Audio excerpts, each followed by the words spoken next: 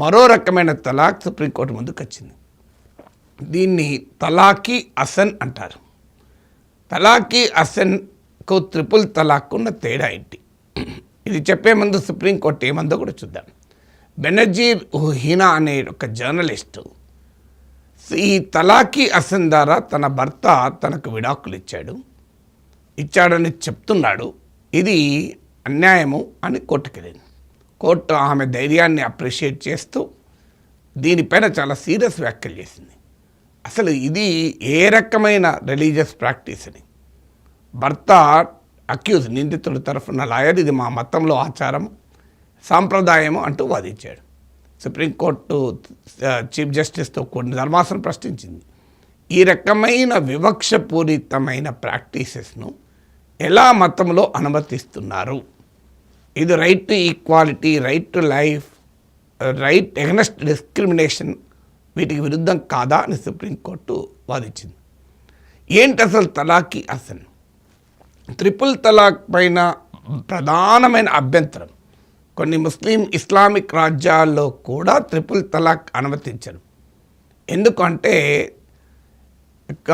ముస్లిం మత పండితులు కూడా వాదించింది, ఖురాన్ కూడా ఇది ఎలో చేయదు.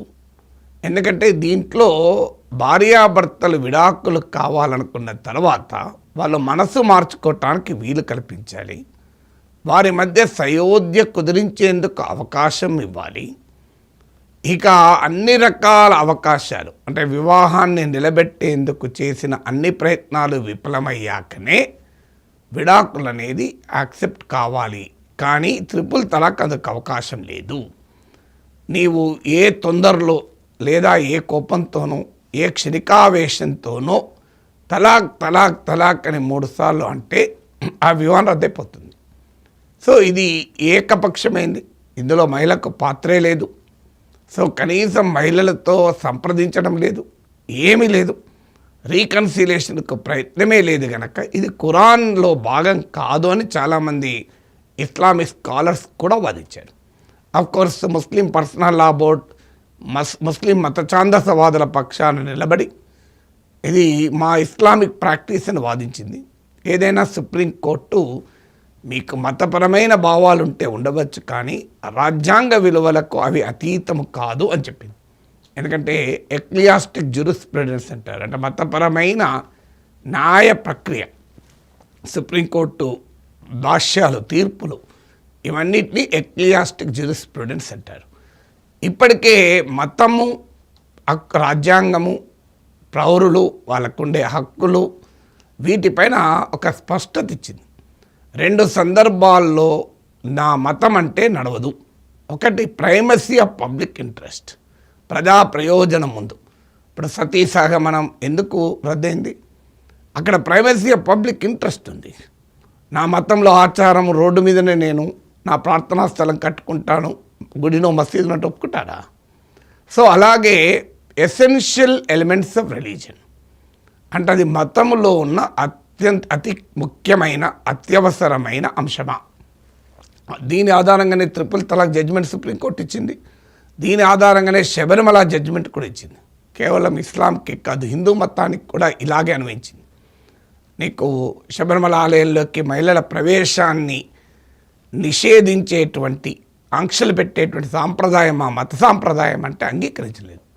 మీ మతం కూడా హిందూ మతమే. హిందూ మతంలో ఎక్కడా ఆలయాల్లోకి మహిళల ప్రవేశం పైన నిషేధం లేదు, నియంత్రణ ఆంక్షలు లేవు. గనక ఈ సాంప్రదాయము మహిళల పట్ల వివక్ష చూపడమే అని సుప్రీంకోర్టు భావించింది. కేవలం మైనారిటీ మతాల్లోనే జోక్యం చేసుకుందనుకుంటే పొరపాటు. అందువల్ల యూనిఫామ్ సివిల్ పర్సనల్ లా ఉమ్మడి పౌరస్మృతి భారతదేశంలో ఇంకా రాకపోవచ్చు, కానీ భారత రాజ్యాంగ వెలుగులో అనేక రకాల పర్సనల్ లాస్ పైన సుప్రీంకోర్టు తీర్పులు చెప్తూ వచ్చింది. అందులో భాగంగానే ట్రిపుల్ తలాక్ను రద్దు చేసింది. ఎందుకంటే ట్రిపుల్ తలాక్ ఏ రకమైన వికృత స్వభావాన్ని సంతరించుకుందో మనం చూసాం. ఇప్పుడు షైరా బాను కేసులో ఆమె చెప్పింది అదే. దుబాయ్ నుంచి భర్త ఫోన్లో తలాక్ తలాక్ తలాక్ అన్నాడు, అయిపోయింది, విడాకులు అన్నాడు. అలాగే ఇంకోరు టెక్స్ట్ మెసేజ్ పంపి, SMS పంపి, వాట్సాప్ మెసేజ్ పంపి వివాహాన్ని రద్దు చేస్తున్నారు. వివాహం అనేది ఎంత పవిత్రమైనది ఏ మతంలోనైనా. సో దాన్ని అంత సింపుల్గా రద్దు చేస్తే, అదే మహిళలు ఇస్లామిక్ పర్సనల్ లా ప్రకారం విడాకులు ఇవ్వాలంటే కులా అని ప్రాక్టీస్, అది ఎంతో లాంగ్ ప్రాసెస్, అంత ఈజీగా మహిళలకు విడాకులు దొరకవు. కానీ పురుషులు మాత్రం ఏకపక్షంగా తలాక్ 3 సార్లు ఫోన్లో అన్నా, SMS పంపినా, వాట్సాప్ పంపినా అయిపోయాయి, వెంటనే వివాహం రద్దు అయిపోతుంది. కొన్నిసార్లు క్షణికావేశనలు కూడా అనవచ్చు, తొందరపాటు అనవచ్చు, మిస్అండర్స్టాండింగ్లో అనవచ్చు. సో దానికి వివాహం రద్దు కాకూడదు కదా. అందుకే ఇస్లామిక్ లాలో ఉన్న ఈ ప్రాక్టీస్ తలాకి అసన్. ఈ ప్రాక్టీస్ ఏంటంటే బిట్వీన్ ఎవ్రీ తలాక్ there would be 1 month period. అది కూడా 1 month ఏంటంటే మెన్స్ట్రువల్ సైకిల్, అండ్ ఒక మెన్స్ట్రువల్ సైకిల్ అనేది ఆ పీరియడ్ ఉండాలి అని. సో 1 month, ఫస్ట్ మంత్లో తలాక్ అంటాడు. తలాక్ అని లిఖితపూర్వకంగా సంతకం చేసి ఇవ్వాలి అనడం కాదు. ఇచ్చిన తర్వాత అది వెంటనే వివాహం రద్దు కాదు. సో రెండవసారి సెకండ్ మంత్ అంటే ఒక 1 menstrual సైకిల్ తర్వాత సెకండ్ మంత్ మళ్ళీ తలాక్ అన్నా, ఈలోగా వాళ్ళ మధ్య చర్చలు జరిగో, అవగాహన వచ్చో, భర్త మారో, తాను లేదు కలిసి ఉండాలి అనుకుంటే కలిసి ఉండొచ్చు, ఇబ్బంది ఏమీ లేదు. తలాక్ ఆల్రెడీ అన్నావు కదా అన్నది వ్యాలిడే కాదు. రెండోసారి తర్వాత తలాక్ అన్నాక కూడా ఇక లేదు మేము కలిసి ఉంటాం, మా మనసు మారింది అనుకుంటే ఇబ్బంది ఏమీ లేదు. ఆ 2 సార్లు తలాక్ అని రాసిచ్చి లిఖితపూర్వక రాసిచ్చినా కూడా వివాహం రద్దు కాదు. ఇక 3వసారి కూడా థర్డ్ మంత్ తర్వాత థర్డ్ టైం కూడా తలాక్ అని లిఖితపూర్వకంగా ఇస్తే ఆటోమేటిక్గా వివాహం రద్దయినట్టుగా భావిస్తారు. ఇప్పుడు ఈ తలాకి అసన్ ప్రాక్టీస్ ఎక్కడి దాకా వెళ్ళిందంటే, పురుషుడు తాను సంతకం పెట్టకుండా, తాను పర్సనల్గా ఎలాంటి భార్య ముందు కలవకుండా, చెప్పకుండా విడాకుల నోటీస్ లాగా, విడాకుల నోటీస్ అన్న కనీసం సిగ్నేచర్ ఉంటుంది, లాయర్కు అధికారం ఇచ్చేస్తాడు, నా తరఫున నీవు నా భార్యకు తలాక్ పంపియని. సో లాయరు 3 సార్లు ఎవ్రీ మంత్ గ్యాప్ తర్వాత పంపించేశాడు అనుకోండి, ఇది క్లరికల్ ప్రాసెస్కు మార్చేశాడు దీన్ని. ఇది purely clerical. So 3 lawyer office వాళ్ళు ఓ డేట్ చూసుకొని మళ్ళీ ఒక 4 రోజులు అయినాక సెకండ్ టైం తలాక్ నోటీస్ పంపుతారు, థర్డ్ టైం తలాక్ నోటీస్ పంపుతారు. తర్వాత అది ఆటోమేటిక్గా ఏకపక్షంగా మహిళా వాదన వినాల్సిన అవసరం లేదు, ఇద్దరిని కలపడానికి ప్రయత్నము చేయాల్సిన అవసరం లేదు. సింపుల్గా మ్యారేజ్ ఈజ్ డిజాల్వ్ అని చెప్పేసి భర్త వేరే పెళ్లి చేసేసుకుంటాడు. ఇప్పుడు బెనజీర్ హీనా అనే జర్నలిస్ట్ విషయంలో అదే జరిగింది. 3 సార్లు లాయర్ ద్వారా నోటీస్ పంపాడు, తర్వాత ఇంకో పెళ్లి చేసేసుకున్నాడు. కానీ ఆ మహిళ మాత్రం అనేక ఇబ్బందులు పడాల్సి వస్తుంది. నజరీన్ నిషా అనే ఒక ఇంకో పిటిషనర్ సుప్రీంకోర్టు చెప్పాడు. సో ఈ 3 సార్లు నోటీస్ ఇచ్చి ఏకపక్షంగా రద్దనేసి అంటున్నారు. కానీ అది ఒక వ్యాలిడ్ డైవర్స్ డాక్యుమెంట్ కాకపోవడం వల్ల పిల్లల అడ్మిషన్లో ప్రాబ్లం అవుతుంది, పాస్పోర్ట్ తీసుకోవాలంటే ప్రాబ్లం అవుతుంది, చాలా వాటికి సమస్య వస్తుంది అనేది ఆమె చెప్పింది. సో ఇక్కడ క్వశ్చన్ ఏమొస్తుందంటే, can a petitioner outsource talaq? అంటే మ్యారేజ్ విడాకుల్ని కూడా అవుట్సోర్స్ చేయొచ్చా? అంటే తన సంతకం లేకుండా, తన భార్యను తాను కలవకుండా, ఎలాంటిది లేకుండా లాయర్ క్లరికల్గా 3 సార్లు నోటీసులు పంపించేస్తే వివాహం రద్దు చేయడం ఏంటి? సుప్రీంకోర్టు అదే అడిగింది. భర్త తరఫున ఇంకో వ్యక్తి థర్డ్ పార్టీ ఎట్లా ఇస్తారు నోటీస్ అని? థర్డ్ పార్టీ నోటీస్ ఇవ్వడానికి ఇదేమీ సివిల్ క్రైమ్ కాదు, పర్సనల్ ఇష్యూ. ఇది పెళ్ళి, వివాహము, పిల్లలు, భార్య భవిష్యత్తు, పిల్లల భవిష్యత్తు, కుటుంబాలు, 2 కుటుంబాలు, అనేక అంశాలు ఇమిడి ఉన్నాయి. ఇదేం ఆస్తిపాస్తుల వ్యవహారం కాదు. ఇప్పుడు ఏదో ల్యాండ్ మీద పేచి ఉంది, నోటీస్ ఇచ్చాడంటే అర్థం ఉంది. ఇది ఎక్కడిది అన్యాయం అని చెప్పి సుప్రీంకోర్టు ఆశ్చర్యాన్ని వ్యక్తం చేసింది. సో అందువల్ల తలాకి అసన్ ఒక సదుద్దేశంతో పెట్టారు. ఎందుకు పెట్టారు? ట్రిపుల్ తలాక్తో పోలిస్తే తలాకి హుస్సేన్ చాలా ప్రోగ్రెసివ్, చాలా బెటర్. ఎందుకంటే 3 నెలల వ్యవధి ఉంటుంది, ఈలోగా పెద్ద మనుషులు ఇన్వాల్వ్ కావచ్చు, అటు ఇటు కుటుంబాలు ఇన్వాల్వ్ కావచ్చు, ఫ్రెండ్స్ ఇన్వాల్వ్ కావచ్చు, భార్యాభర్తలు మాట్లాడుకోవచ్చు, తమ వివాదాలను రిజాల్వ్ చేసుకోవచ్చు, తొందరపాటు లేకుండా ఆలోచన రావచ్చు, మార్పు రావచ్చు, ఎవరి మనిషి అయినా కదా.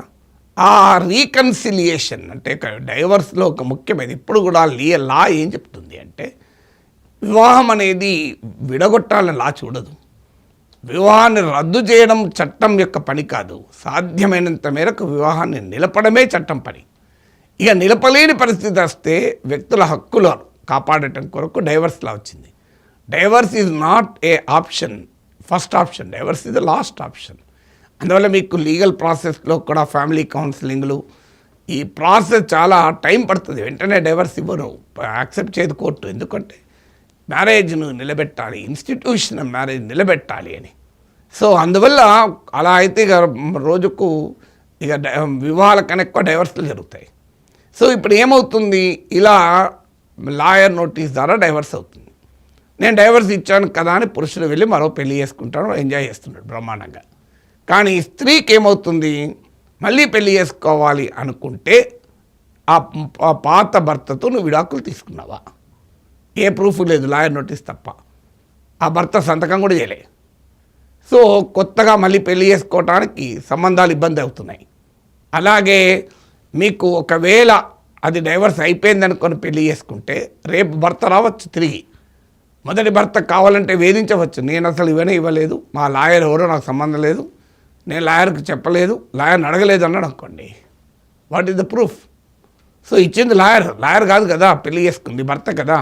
సో లాయర్ ఎవరు ఇవ్వడానికి, నేను కదా ఇవ్వాలి అన్నాడు అనుకోండి. సో నా అనుమతి లేకుండా లాయర్ పంపాడు నోటీస్ అన్నాడు అనుకోండి, ఆ భర్త విడాకులు ఇచ్చాడని భావించి ఇంకో పెళ్లి చేసుకుంది. ఇప్పుడు ఏమవుతుంది, అది బహుభర్తృత్వం కింద వస్తుంది, ఇద్దరు భర్తలు ఉన్నట్లు లెక్క అవుతుంది. ఎంత ప్రమాదకరం. అందువల్ల డైవర్స్ను ఇలా అవుట్సోర్స్ చేయకూడదు థర్డ్ పార్టీకి. మీ తరఫున మీ లాయర్ ఇవ్వడం కాదు అని దీనిపైన మేము విచారణ చేపడతామని చెప్పి పిటిషన్ యాక్సెప్ట్ చేసింది సుప్రీంకోర్టు. తలాఖీ హసన్ ప్రాక్టీస్ అయితే తలాఖీ హసన్నే తప్పని అనలేదు సుప్రీంకోర్టు. తలాఖీ హసన్ పేరిట జరుగుతున్న ఈ అవుట్సోర్సింగ్ వ్యవహారంపై సీరియస్ అయింది. అది ట్రిపుల్ తలాక్ విషయంలోమో ట్రిపుల్ తలాక్ అనే ప్రక్రియను తప్పుపట్టింది. ఇక్కడ తలాఖీ హసన్ అనే ప్రక్రియను సుప్రీంకోర్టు తప్పు పట్టలే. పైగా ఇది ట్రిపుల్ తలాక్ ఒక రకంగా విరుగుడు, అంటే 3 నెలల వ్యవధి ఇచ్చి రీకన్సిలేషన్కి అవకాశం ఇచ్చి. కానీ ఇది కాలక్రమేణా ఏ రకంగా ఈ ప్రాక్టీస్ ఒక సదుద్దేశంతో 3 నెలల వ్యవధి ఇచ్చి పరిష్కారం చెప్పాలన్న సదుద్దేశంతో పెట్టింది, ఇప్పుడు ఎలా డీజనరేట్ అయిందో దానిపైన సుప్రీంకోర్టు వ్యాఖ్యానం చెప్పింది. కొంతమంది ఇస్లామిక్ స్కాలర్ ట్రిపుల్ తలాక్పై కూడా చెప్పారు. ట్రిపుల్ తలాక్ కూడా ఎందుకు వచ్చింది, మహిళల్ని హింసించడానికి రాలే, మహిళల్ని కాపాడటానికి వచ్చింది 7th సెంచరీలో. ఎందుకు వచ్చింది అంటే భర్తలు భయంకరంగా హింసిస్తుంటే భార్యను, ఇక ఒక్క క్షణము కూడా వాడితో కాపురం చేయలేని పరిస్థితి ఉంటే ఆమెకు విముక్తి ఇన్స్టాంట్గా కల్పించడం కొరకు, ఇన్స్టాంట్గా ఆ టార్చర్ నుంచి బయటపడేయడం కొరకు ట్రిపుల్ తలాక్ వచ్చింది. So triple talaq was not an anti women practice to begin with, it is in women కొరకు వచ్చింది. ఇది కూడా తలాఖీ హసన్ కూడా అందుకే వచ్చింది. 3 నెలల వ్యవధి ఇవ్వాలి అని చెప్పడం ద్వారా వివాహాన్ని నిలబెట్టడానికి, మహిళకు కూడా అవకాశం ఇవ్వటానికి, కుటుంబాలకు అవకాశం ఇవ్వటానికి ఒక సదుద్దేశంతో 3 month పీరియడ్ అని పెట్టారు. అది కానీ ప్రాక్టీస్లో డీజనరేట్ అయి భర్త లాయర్ ద్వారా విడాకులు నోటీస్ పంపించి పెళ్లి రద్దయిందని చెప్పుకునే పరిస్థితి వచ్చింది. దీన్నే సుప్రీంకోర్టు తప్పుపట్టింది. November 25న విచారణ ఉంది. దీనిపైన బహుశా సుప్రీంకోర్టు జడ్జిమెంట్ వస్తుంది. ట్రిపుల్ తలాక్ జడ్జిమెంట్ తర్వాత ఇదొక మరో వివాదం అవుతుంది. ఎందుకంటే ముస్లిం పర్సనల్ లా బోర్డు ఈ సున్నీ పర్సనల్ లాలో ఉన్న ఈ తలాఖీ హసన్ను ఖచ్చితంగా డిఫెండ్ చేస్తుంది. ట్రిపుల్ తలాక్ లాంటి మధ్యయుగాల ప్రాక్టీస్నే డిఫెండ్ చేసింది.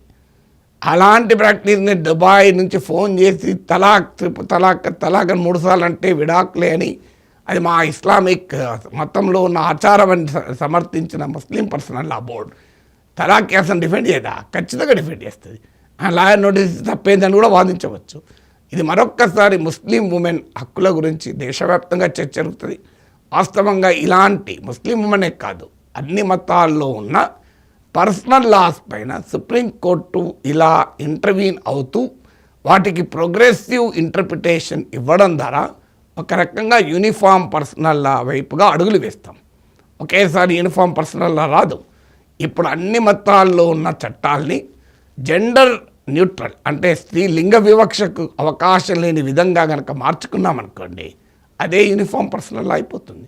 అందువల్ల ఇప్పటివరకు సుప్రీంకోర్టు ఆ పనే చేస్తుంది. యూనిఫామ్ పర్సనల్ లా రాకపోవచ్చు, కానీ చట్టం ఈ పర్సనల్ లాస్ పైన వివిధ తీర్పుల ద్వారా వాటిని సంస్కరిస్తూ వచ్చింది సుప్రీంకోర్టు. బహుశా తలాఖీ హసన్పై కూడా అలాంటి తీర్పునే మనం భవిష్యత్తులో ఆశించవచ్చు.